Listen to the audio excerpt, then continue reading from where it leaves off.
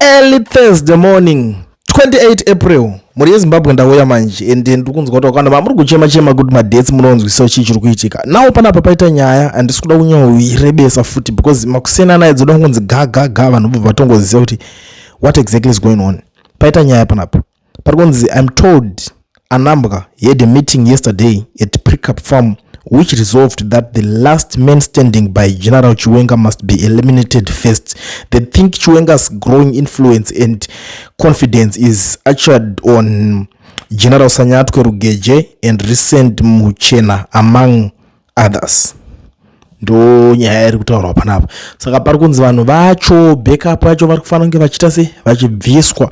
Sanyatwe hatingachamboti pane chimwe zvaari kuda kuti nganyingire because Sanyatwe agara akaiswa kusports. Nozoti Zimbabwe zvokuti uri gamba venhu havazvinzwisisi. Unoona kuti uri kana wato minister of waters, minister of chakati zvokuti zvimaministries zvokuti hazvisi kutomboenderana nezvinhu zvauri kuzikanwa ndiko kwakasimbira kwacho kwaunenge uzvinikiri naubva wanzoenda ikoko like zvakaitika pana Sanyatwe. What does he know about sport? Sport yacho yakazonikirina chi but zvavanoita izvozvo vanotoshandisa that advantage yekuti handiti muri kutonetsa kuti muri kuda kuzopindawo muchitonga muri kutadza one.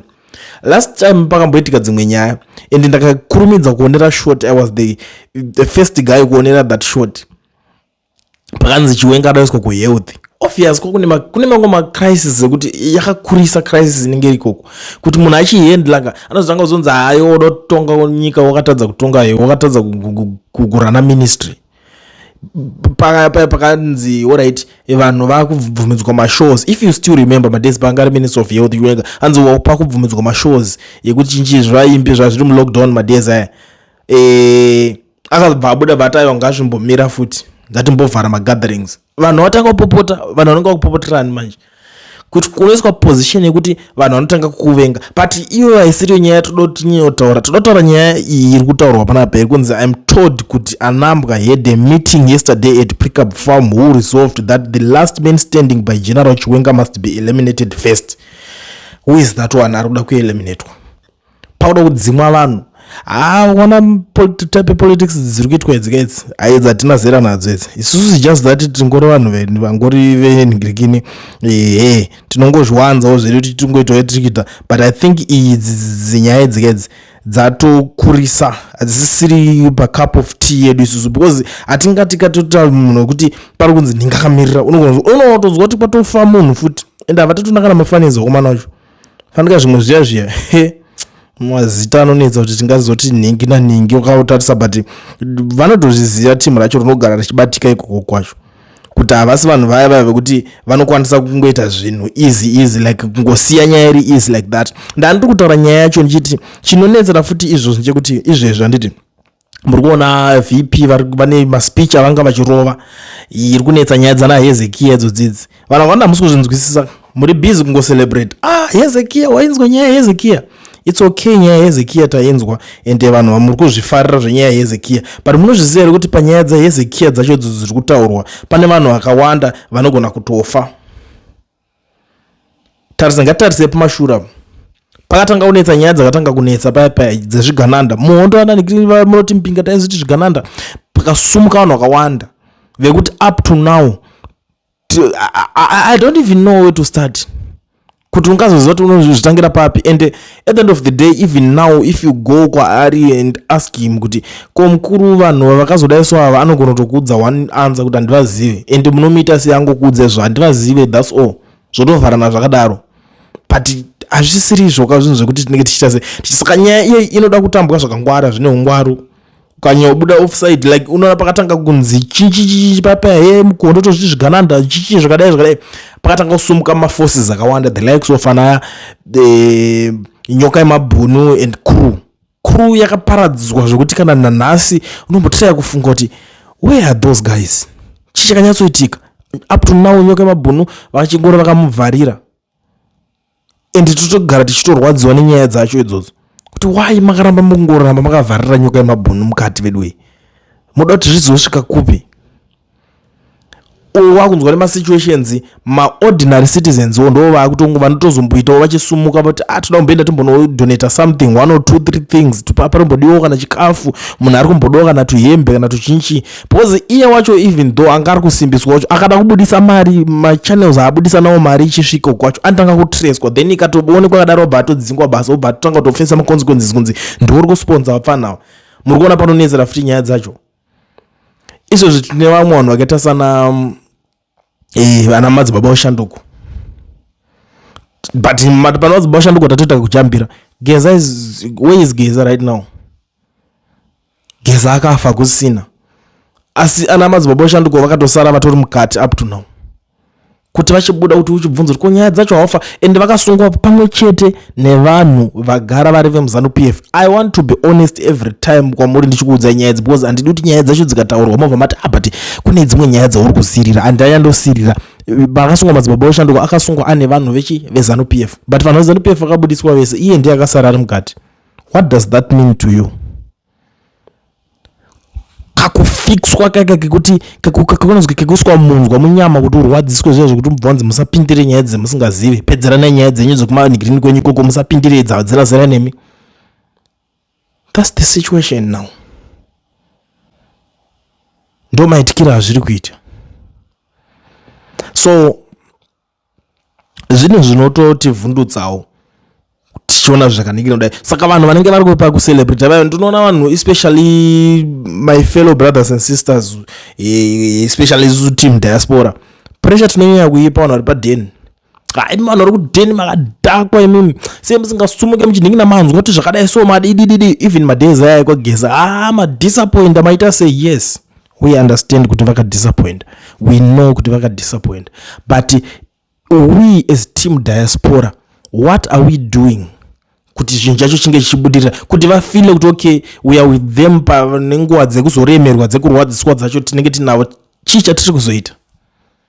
Chimbozvibvunza pana vanhu vakaita sana nyoka yemabhunu. That movement was big guys, to be very honest. Kwete that nyoka yemabhunu thing chamakuona changosara chichitaurwa kunzi nyoka yemabhunu updates chinchichi kake kutamburira so kuti kakambodi manumbers akambokwidza chombodonha botokodo chombodzoka kuma 60,000 chombodzoka kuma 70 something chakambodarika chakambosvika 100,000 chombodonha. It's not like that. Achisisiri the way changa chiri chinhu chachakaningira kuti madezi kutanga vakomana vakashuta manumbers kusvika up to 300,000 plus manumbers chete.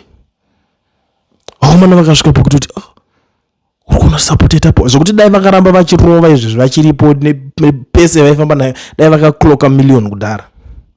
Zvinhu zvokuti hapana mumwe opposition leader akambozviita, any politician akambopula manumbers iwayo paWhatsApp channel. Those guys ndo vanga vakomana kutanga pakuita chinhu ende vakawana a huge following, vaiwana masikre, vaiwana nyaya chadzo chaidzo dzichiitika mukati vachibuda vachidzitaura.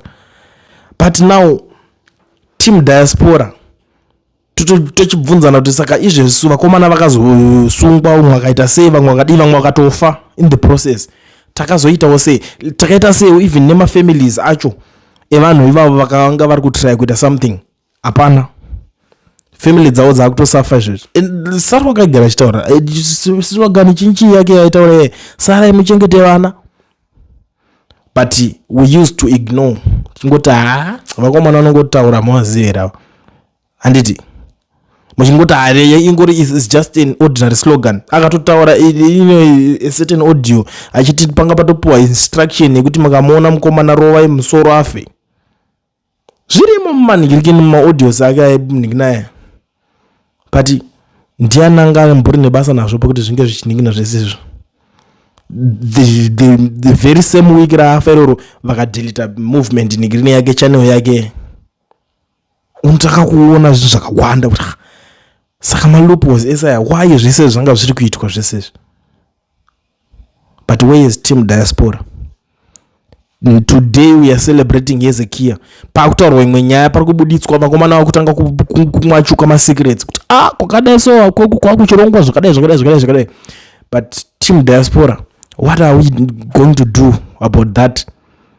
most of the guys vese vanenge vari ikoko kunigirikini kwacho kuZimbabwe but they are willing vanototaura kuti chiri kusho panodiwa chakadai like izvezvi hapana munhu ari kumboningina vanhu vanotozvifila vanotodawo vane shungu dzekuti vange vachiita zvinhu but ndiani ambomira in solidarity with madzibaba oshanduko wacho kumboto madzibaba oshanduko aisha kumana shamwari ka I understand situation yori kusangana nayo you are going through a lot but une vanawo vanoda kuenda kuchikoro hapana ambozvifunga kuti mukomana ane vana vada kuenda kuchikoro hapana ambozvifunga kuti muri inoda kudya but now tese chinonetsera zvinhu zvida kukudzai something chamusingafe makatarisira nyika yacho painotonzi yachinja yanaka the way yatiye tichida kuti inge yanaka isusu havasiriwo vanhu vese vanenge vari paground vanotanga kubenefita the likes of anamadzibosha ndikuve havasiriwo vanotanga kuwana mabenefits acho izvi zvitarisa kune vanhu vakatosafa vakarara 2017 ndonzi chiye zvechegore ra 2017 muna December paya